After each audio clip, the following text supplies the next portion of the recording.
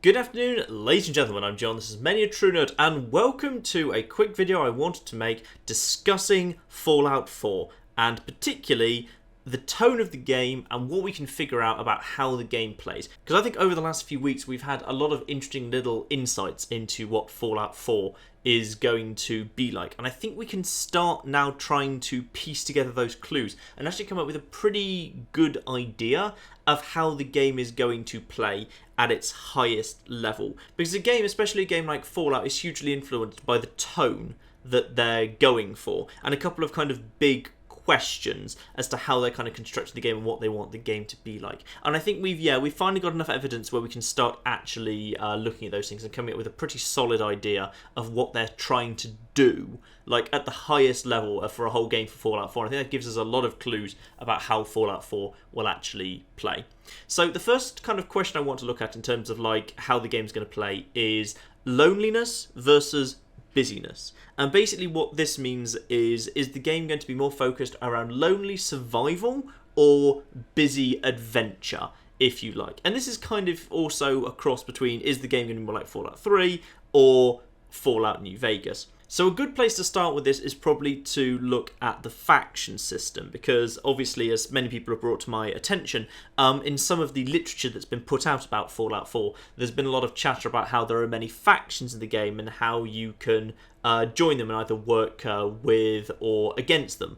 For example. Now that's very, very interesting. That's very, very interesting indeed. Because there are many ways you could do factions. There are big factions and little factions, if you like. And big factions are the factions in New Vegas, the factions where if you do something, you're influencing a group of people where your reputation and the response you get from them changes, that influences how you're dealt with in multiple locations around the world, where a faction will grow and expand, where it's very dynamic depending on how you treat them. Or there are little factions, which are much more common in Fallout 3. Because sure, Fallout 4 has said there's going to be factions, but Fallout 3 had factions too. Let's consider, for example, Riley's Rangers. Riley's Rangers, you could do their quest, and then if you saved them, you could join Riley's Rangers. You got your own armor, you got your own guns, you could use their safe house as your safe house, you could do further sub-quests for them, but it didn't do anything to the wider world outside of the immediate area that Riley's Rangers actually lived in. Riley's Rangers were never going to kind of just show up and help you. Well, actually, no, that's a lie, sorry. There was one instance. There is, if you save Donovan, there's a random event in Fallout 3 where if you save him, he will run up and just give you something and then wander off again. But it's not really much. Like, Riley's Rangers were never going to, expand. The super mutant presence is not going to be lower in the wider DC area because Riley's Rangers have been saved and they're going out mutant hunting. None of that stuff happens. Basically, while it is a faction that lives in its own little bubble, and outside of the bubble that is, very local to them, nothing is going to change. Now, I kind of get that feeling from, for example, the Minutemen faction that we've seen in Fallout 4. I don't believe that I've seen much evidence to suggest they're anything more than a very small local Riley's Rangers-esque faction. Because if you consider it, and when we saw the little kind of gameplay snippet that we saw more recently after the E3 presentation, we saw some speech. When you kind of run into those Minutemen, it makes it clear they're in the early game, that suggests they're extremely low in number. I believe the number they gave is they were 18 a month ago, but now there's only like 5 of them left alive at this point. Like, this is not a faction that's going to become a world power. This is a small local band of militia or peacekeepers, unlikely to exert any significant influence outside of their immediate area. They feel like, sure, they might be willing to trade with you if you help them, or not if you don't, or maybe they'll all end up dead if you don't, but it's not really a faction as I want to see it, if you like. And the reason why that's important is because if you've got a large number of factions, but all of them are very small local peacekeepers, that means basically the Minutemen, to my mind, or at least that group of Minutemen, are going to live in that immediate little town hall that we see them in. They're not going to go out into the wasteland. You're never going to run into a patrol of Minutemen and be able to follow them around for safety. They're not going to send a team of reinforcements to help you out if you help them. They don't have the manpower to do so. And that suggests kind of a move away from New Vegas busyness towards Fallout 3 style loneliness, where sure, there might be armoured groups who you have some form of reputation and relationship with in cities, but they're very unlikely to expand out into the wasteland like patrols did in New Vegas. And that's not to be surprised. Obviously, I should make clear, because people point this out in the comments every time I say this, obviously I know that Bethesda are making Fallout 4 and Bethesda made Fallout 3 and Obsidian made Fallout New Vegas, so of course there's going to be a close relationship with Fallout 3 to Fallout 4. But that doesn't mean to say that Bethesda didn't look at what Obsidian did and take ideas from it. There's no reason to believe, aside from some, as far as I can tell, completely unsubstantiated kind of rumours that Obsidian and Bethesda are still on really bad terms, but I can't find any evidence to support that other than just kind of anecdote and rumour, that Bethesda wouldn't take stuff from New Vegas and potentially bring it back in if they liked it. So I would say, yeah, that from what we've seen of the factions so far, there's no real sign of any major faction in the universe that's going to kind of create a very busy environment where a big, powerful peacekeeping force is going to go out to project force across the world. The only one that might be the case is the Brotherhood of Steel, if that is the Brotherhood of Steel, that we've seen piloting that airship. That airship could be a way that strength is projected, but to be honest, I'd find it more likely that that's going to be used in set pieces and story missions, and it's not just going to patrol the map. I would love it if that damn big airship did actually patrol the map and like had a little route, and you needed to know when it was going to stop where, and if you happen to know that it was going to be a particular location on a particular day at a particular time, if you went there when it's set down, you could trade and they'd have really good goods. But if you didn't bother to kind of be in the right place at the right time, you weren't able to trade with them. I would love that so much, but I suspect that is not going to be the case. I suspect the airship is going to be entirely story triggers, but never mind. Anyway, this is probably also a good time to discuss the story, because story dictates game tone an awful lot too. And I'll give you the two examples from the last generations of Fallout. In Fallout 3, your objective, having left the vault, is your dad has gone missing and potentially abandoned you without much of an explanation. You need to go and find him. Now, that is the epitome of a lonely survival. Your character, your entire motivation is, you have been abandoned. Go and find the missing family member who left you behind. That is the epitome of a story setting you up as a character to experience loneliness. That story and the tone are closely interconnected. Whereas in Fallout New Vegas, the first act question is, somebody has shot you in the head, track them down. You don't know who that person is. You don't have any relationship with them. Your first job is to go and ask around in Goodsprings, make relationships with Goodsprings. Goodsprings tells you to head towards Prim. You ask around Prim. Prim points you in the direction of Novak via Nipton. In Novak, you ask around and you meet Manny, and you kind of have a relationship with them, and they tell you to go into Bolt City. You see how it's different. You see how it's immensely different, that the entire plot of the first act of New Vegas is set up to say, go to a community and get involved in that community, help that community, and they will help you in return. Most kind of overtly in Novak, when Manny says, I'm not going to help you until such time as you've helped us. You're basically forced by the plot, well, at least the first time you're playing, you can obviously get around it if you know the game really well, but you're basically forced by the plot to go and have relationships and build relationships with communities. It's about busyness and adventure, not loneliness and survival, because it's all about going from town to town and asking people, rather than in Fallout 3, where you're basically pretty much straight after the first little town, you're straight into the sewers and the ruins and the super mutants and so forth. The plot of Fallout 4, meanwhile, is obviously, we know a bit about it, but there's a big missing point to it. There's a big missing point to it. And that is, why are you doing this? So obviously we know our character was pre-war. We know that they managed to, well, possibly they may or may not get into a vault. We have, of course, seen in the snippet that was shown at E3 that actually it looks like the family does get hit by the nuclear blast, but then wake up in the Fallout shelter anyway. So obviously there's a missing piece of information here, and there's all sorts of rumours about, is he an android, is he a clone, did he and only he get in, was he cryogenically frozen? There's a lot of speculation as to who our character is actually going to be. But the question is, once our character has woken up and is out in the world, why does he go to Boston? Because all the desolate landscape that we saw in E3 strongly suggests, and the way the video is kind of laid out, strongly suggests that from where we start to Boston itself is a long journey across a desolate wasteland. Why does he walk there? What does he want to get there? I'm going to work under the assumption it's because of his family. That's the only logical thing to me. Obviously, the child, to my mind, is an obvious point, because they did kind of bring up in the E3 presentation, when you create the two parents, the child looks like them. Well, babies look pretty much like babies. To my mind, that's only been brought up if we're going to see the child again in the future. I would guess that's what's going to happen is the wife is going to have died, or if you're playing as a woman, your husband has died, and the child, like the cryogenic pod or whatever where your child was supposed to be, is mysteriously open, except of course probably the plot twist will be the pod was opened 20 or 30 years ago, and actually your child is now a grown-up, and there might well be a reveal as to who they are as a plot twist later. I would not actually be surprised if they were the bad guy.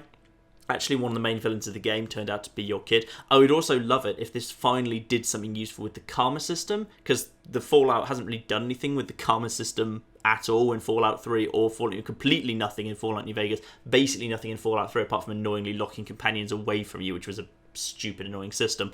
I would love it if the way that you act in the game affects how your child is acted, kind of working into the assumption if you are a particular sort of person, then your child, I don't know, genetically was the same. That's not how genetics work. But never mind, it would be a really interesting mechanic. So, if you decide to create a melee character, if ultimately you have to fight your child, they are also a melee character, for example. If you decide to be a diplomat and kind of do speech checks and everything, and try and find pacifist ways, then maybe you're capable of negotiating with your child to get out of conflict, for example. I would love it if that were the case. That would be a really interesting way of doing a villain, and it would create like loads of replay value, because you'd want to see all the different ways that you'd have to engage with your own child depending on how you play the game and how you've set up your character. I think that'd be fantastic. I don't know if that's what's going to be the case, but getting back to where I was going originally, if that is the case, then that's a plot very much like kind of an inverted Fallout 3, which is your child is missing, go and find them.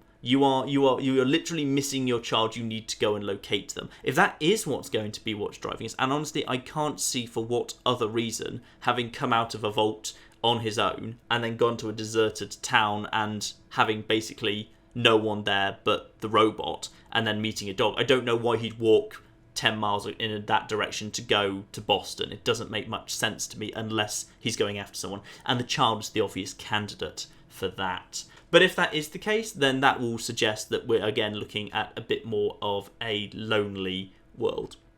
Now, one thing I also want to look at is I want to look at trailers, because trailers tell us an awful lot, and I mean not like the 15-minute showcase, I mean very short trailers, because trailers do not just show us features and graphics, trailers tell us a story about what a game wants to be like. And I want to go back to the last generation trailers to show what I mean for a second. So right now I'm going to put up the E3 trailer for Fallout New Vegas from 2010. So you'll kind of see from that, again, what I mean about this focus on busyness and adventure. The New Vegas E3 trailer was focused on showing you communities. What did you see in it? You saw Goodsprings, you saw Novak, you saw Prim, you saw Freeside, you saw Nelson, you saw the factions, their bases and men, communities on people. The trailer almost didn't care about the empty wasteland and the wildlife that was between those communities. It skipped straight from community to community. Sure, it showed you a bit of wildlife and wasteland, but the focus seemed to be overwhelmingly on the strip, activities that you could do in it, people you could meet, things you could do with those people. It was way more interested in showing you people and communities. Now let's go over to Fallout 3's E3 trailer from 2008. And here we've got an incredibly different thing. What have we got? We've got raiders, we've got monsters, we've got ghouls, we have got the tiniest, briefest look at Megaton, and then Paradise Falls, and then we're back to shooting super mutants, raiders, mutants, raiders, mutants. It's all about your character being in a desolate wilderness with a gun where people who cannot be reasoned with are trying to kill you and you're trying to kill them. It is lonely, it's desperate, it's survival. So where does Fallout 4 fit into that? What is the focus on the trailer on? Well, it's kind of midway between the two, which is very, very interesting. So the announced trailer was quite heavy on urban environments. There was definitely some wasteland in there, but there was quite heavy on urban environments. But even then, it should be noted that the urban environments of Boston, looks like there's a large part of Boston that's a bit more like the fiend-held west side of New Vegas, where it's ruins and held by raiders, ghouls, or super mutants. The E3 showcase, meanwhile, was more interested in showing off desolate landscapes. In fact, it kind of made a big focus from after the immediate early game where you run into the butler and then pick up the dog for the first time. You're actually going on a very long journey past lots of desolate stuff, suggesting a long, lonely road to get to Boston in the first place. Now, I think that's actually very, very interesting, because I think what they're trying to do is they're trying to blend the best of both worlds between Fallout 3 and Fallout New Vegas. Because Fallout 3 had the better wasteland. It had the right atmosphere. You felt desperately lonely and afraid out there. You felt like you were one person with a gun in a terrifyingly huge world full of things that wanted to kill you. It was nerve-wracking going out in Fallout 3. And there's various reasons for that I could kind of go into in great detail. But I think they had the better wasteland. But the problem that Fallout 3 had was its communities were not as good. If you consider, for example, Big Town, sure, you can go there and you can help them out and you can save it, but they didn't feel worth saving because they didn't seem particularly happy or grateful to have been saved. And once you saved them, they didn't do anything. They didn't expand. They didn't, trade with you with any better stuff. They were still basically this bunch of survivors cowering behind a wall waiting for death to take them. And that most societies were pretty much like that. Megaton, you can basically do everything you can to help Megaton, and it doesn't get any better, doesn't have any better traders, it doesn't expand, doesn't get any more wealthy, doesn't have any more good stuff in its shops. Nothing. Ditto Rivet City. Every community in Fallout 3 just feels like a bunch of people cowering behind walls waiting to die. There's no activity to do in them. For the most part, there's not any particularly good shops. The best traders, mysteriously, are the ones who are waiting just outside the cities for whatever reason. The traders within the cities are often quite poor by comparison. Other than just nipping in to pick up quests, turn in quests, or do a quick bit of trading, there wasn't really much to do in the settlements of Fallout 3. Now, Fallout New Vegas, though it potentially didn't quite have as good a wasteland, or at least didn't have as atmospheric a wasteland, had far better societies. There are more characters that you'll remember in New Vegas than you will in Fallout 3. Like, I cannot particularly remember the personalities of most of the characters in most of the town of, say, Megaton. I don't really remember, the Stahl family who run the food store. I could probably remember some of the names. There was Leo, there was Jenny, was there Andy? And I think Leo was the drug addict. I can't remember, Andy and Jenny, I can't remember what their characters... Do you remember what their characters were like?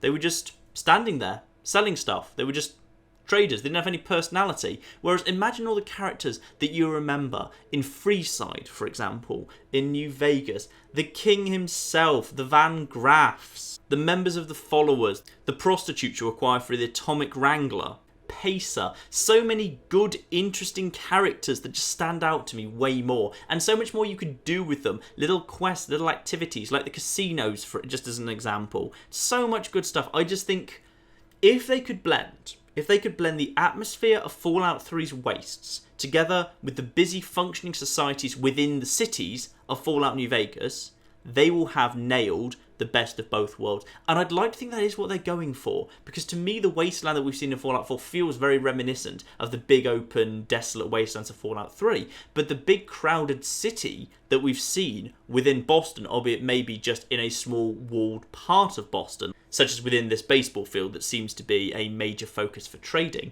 looks to me more like a crowded environment, much more familiar from New Vegas than from 3. And I think, I honestly think if that's what they're going to do, if they're going to take the towns of New Vegas and put them as oases in the desert of Fallout 3 and then just pretty it up a bit to be Fallout 4, they will have pretty much created my perfect Fallout game. I will be very, very happy if that is what they are doing. And from what we're seeing, I think that is actually the case. Now, I want to also go into a kind of question that's very closely related to tone, which is mood. Mood is it's very similar to tone, but it's not quite the same. So particularly about happiness versus desperation. Desperation obviously closely tied to the loneliness feel. And for this, I want to briefly visit the music. The music. I know this is a bit of an odd one to pick up, but it's actually very important to the Fallout universe. So obviously, in the original announced trailer that we saw for Fallout 4, the ink spots returned with "It's all over but the crying," which is to be completely expected. For those of you who don't know, music that's used in the announcers for pretty much all modern day Fallouts have come from the same group, who were the ink spots, who were. Their most well-known music was from the 1940s. And just for reference, I Don't Want to Set the World on Fire, Into Each Life Some Rain Must Fall, maybe these famous songs very closely associated with modern Fallout, and indeed with some of the announced trailers for the very original Fallouts as well, all from the ink spots. It's a very traditional thing related to Fallout. And while, as I say, they did return with the announced trailer, something very interesting happened in the E3 version that we saw, which is we got the song Atom Bomb Baby at the end of the E3 showcase, which is not by the ink spots, it's by the 5 Stars. It's also very interestingly from 1957, whereas previously the main themes that the trailers used for Fallout have all been from a very narrow time period. From 1940 to 1947 is where pretty much the entirety of the music that Fallout has decided to use in its trailers has come from before, with the exception of New Vegas, which is kind of a bit of a dark horse for using slightly more modern, slightly more jazzy music for some of its trailers. I think that's very, very interesting.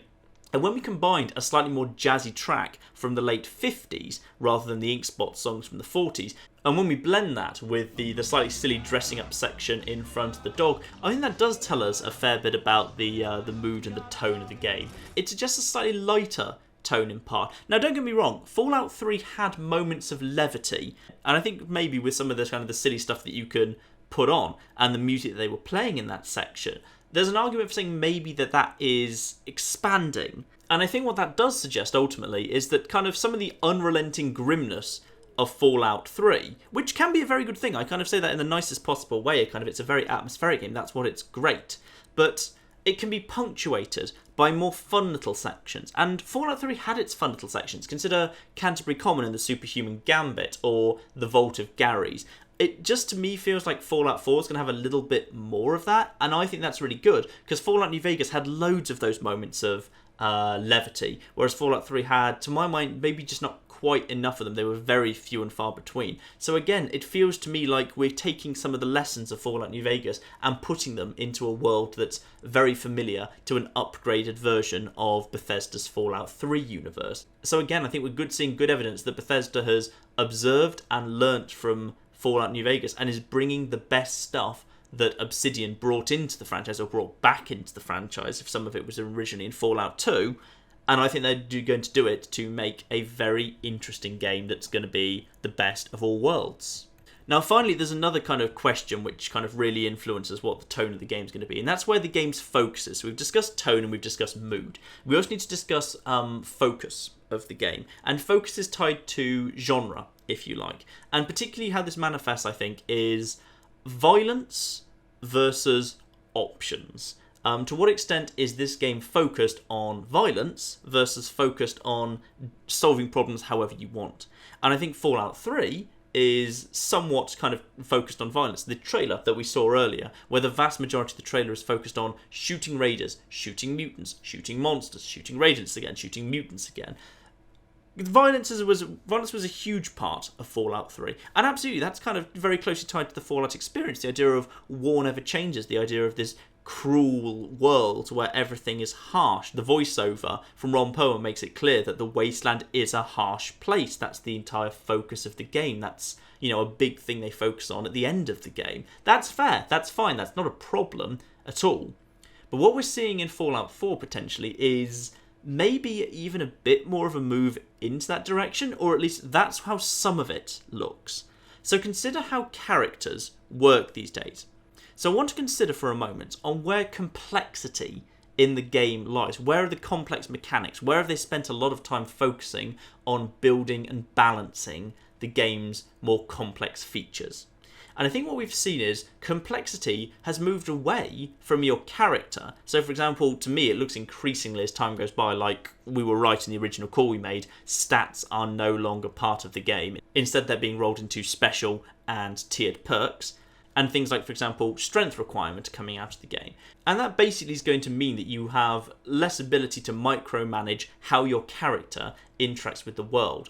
And that complexity has moved somewhere else. That complexity has moved into guns, which suggests therefore that there's more of a focus from the way they're making the game on violence. The fact that you can now tinker with individual parts of your armour, that you can spend a lot of time tinkering with power armour, that you can spend a lot of time crafting to create new guns and kind of tinkering with your guns to make a gun that works perfectly for you, suggests that the game is basically expecting you to be spending a lot of time making your guns as good as possible, suggesting it's expecting you to engage in gunplay, and make your armour as good as possible, suggesting it's expecting you to be being shot at quite a lot. Now, that doesn't mean that that's exclusively what the game's about, that it's turned into exclusively a shooter and there's no RPG elements. What it means is, when they're making the game, they're making it under the assumption that people are going to be using guns and going to have guns being used against them. Well, not just guns, weapons in general, I should say, because they've made it clear that melee will still be a huge part of the game. And indeed, to my mind, it looks like there's quite a few bits of unavoidable combat. The little kind of snippet that we've seen with popping on the power armour in order to basically what looks like break the siege around the Minutemen and using the power armour to slaughter the raiders and then take out the Deathclaw that we saw in that little kind of snippet of footage that was released after E3. That looks like that's unavoidable to me. I'm going to assume that's unavoidable because that feels like the first time you use the power armour. The power armour being used for scripted plot critical sections strikes me as almost inevitable. I can't see a way that's not going to happen, quite frankly. There's going to be particular key story quests, and they're going to involve you at critical moments popping on the power armor to have a power armor section. And that's fine. It's going to be awesome. I'm just as a side note, I'm thrilled that power armor, it looks like in this game, is not just going to be a thing that you pop on that happens to have, you know, an extra 5 damage threshold or 5% damage resistance versus just heavy combat armor. I'm thrilled that actually it looks like power armor is going to be special and unique, and that while running around in it, you're going to be like Iron Man at the beginning of the first Iron Man film, where everyone's bullets just ping off you and you just run around gunning everyone down for fun. But it's only kind of for special occasions. I like that as an idea. It's going to be really awesome. But what it does mean is there's probably going to be unavoidable combat. There's going to be sections where you're not going to be able to progress with the plot until you've put on the armor and gone on a minigun rampage or something very similar to that. Now, on the positive side of that, does that mean kill everything's going to be possible? It could be. Kill everything could be possible. They did flag during E3 that basically even mid-conversation you can just decide to, you know, walk away from conversation or just start battering someone in the face, suggesting that hopefully the Essentials tag is not going to be as abused as it was in Skyrim, and maybe even less so than in Fallout 3. It would be odd that they would have brought attention in E3 to the fact that you can just in any conversation start hitting or shooting someone if the moment you start hitting and shooting them, they just go down onto their knees, whimper for a bit, and then stand straight up because they're functionally immortal. I don't think they'd have brought attention to that if they were going to do that, so I'm hoping the Essentials tag is going to be a lot less abused this time, and what they said in E3 reassures me that hopefully that's the case. And of course, I've seen the article, I saw it in The Guardian, I know it's been around otherwise, that gave us both good and bad news about kind of pacifism in Fallout 4, which confirmed to us, which sadly they've said basically they're not intending for no kill to be a thing, which I think supports my supposition that I imagine it's going to be the power armor scripted events that are going to be the completely unavoidable killing sections. But they have confirmed, however, that they are actually thinking about alternative non-violent solutions to lots of quests, and like for the most part you'll be able to do things in a pretty pacifist fashion. Now that's good because while you could, with a couple of exceptions, Growing Up Fast and Waters of Life, in Fallout 3 you could kind of do most of the game no kill if you really wanted to. It was kind of artificial no kill, because rather than like using your speech or science or stealth or whatever knowledge to just kind of find alternative solutions to things, in Fallout 3 when you were no killing you were basically just running wearing the best armor you could and just tanking damage because everyone was shooting at you while you were spamming stim packs. It wasn't really that interesting, to be honest. It was just an endurance event, as opposed to the more interesting, elegant solutions that New Vegas created, where you could like talk or negotiate or just generally kind of figure out the best alternative solutions to problems that didn't involve killing. So again, I think what we're actually looking at here is we're looking at a midpoint. We're looking at Fallout 3, but with good bits of Fallout New Vegas brought in. It sounds like the focus is very much like Fallout 3, which is there are going to be elements where violence is unavoidable, and maybe they see that as thematically appropriate and fine. The Wasteland was a harsh place. It does feel appropriate to the Fallout franchise that there's going to be unavoidable violence. Thematically, I understand why that would be a sensible thing that they have to do, and obviously it might be a useful plot thing they have to do. You have to kill someone in order to trigger a, oh no, now you've killed them, their friends are going to come and get you. I don't know, but I can see why they would have to have some killing, though it's sad that they're not going to provide any way around it at all.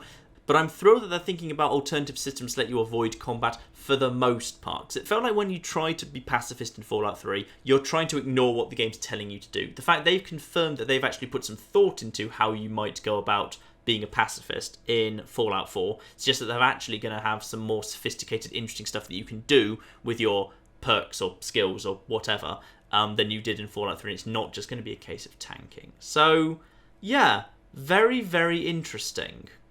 Very, very interesting. And to be honest, when they tell me that they didn't actually plan for the game to be completed without killing, quite frankly, I'm just going to take that as a challenge. So yes, just in conclusion then, having just kind of briefly gone over some thoughts on what I think Fallout 4 is going to be like in terms of tone and mood and focus, I genuinely think I'm seeing a pattern there, which is I think Bethesda have taken Fallout 3 as their template. And I think from the art and what we've seen of some of the environments, you can't get away from the fact that they have basically taken Fallout 3 and said, this is our model, this is what we shall expand upon. And given they did actually say after Fallout 3, pretty much the moment Fallout 3 was done, they started working on Fallout 4, it's not too surprising that the basic core template that they were working on was Fallout 3, but bigger.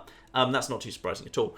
But it feels like in a lot of things that we've heard and seen, like a more dynamic world where people will interact with each other. Like that little IGN feature I read where it was talking about how occasionally like ghouls and raiders will just run into each other and they will fight each other. I love that. I love that dynamic open world. And you've got that a lot in New Vegas, and you barely got it at all in Fallout 3, where it kind of felt like when you stepped out of a town, everything in the world was just looking to dogpile you, but for the most part, nothing would ever attack each other. It was just pretty much you were lunch and everyone was hungry. And when it comes to what looks like much more busy, interesting urban environments, when it comes to a tone that feels like there's going to allow for more moments of New Vegas-style levity, when it feels like they're actually looking at New Vegas the way that it provided loads of alternative solutions that were non-violent to problems and saying, albeit with a couple of exceptions that I'm guessing are plot critical, they're going to bring that into Fallout 4. It genuinely feels to me like they have taken the best of New Vegas and they've brought it in to Fallout 3 to create Fallout 4.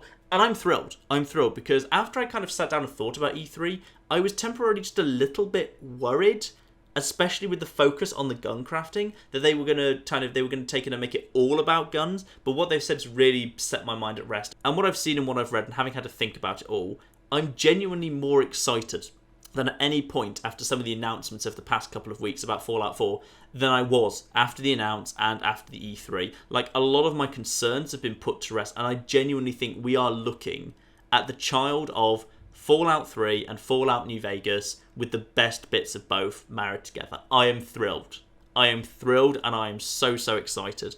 And I'm very happy to kind of discuss all this. I know some of this is kind of rampant speculation, but I hope some of you found it interesting. I kind of did want to kind of dig a little bit deeper into kind of some of the stuff that I think we've kind of seen about Fallout 4 so far. So apologies if I've got a little kind of a little bit speculative there, but hopefully some of you enjoyed it. So yes, I will probably kind of put some more thoughts together on Fallout 4 as more information comes out close to the launch. But in the meantime, ladies and gentlemen, I've been John. It's been Many a True Nerd, and this has been my big wide look at what I think they are ultimately trying to do with Fallout 4, and I think it is a very good thing indeed. Thank you very much, and goodbye.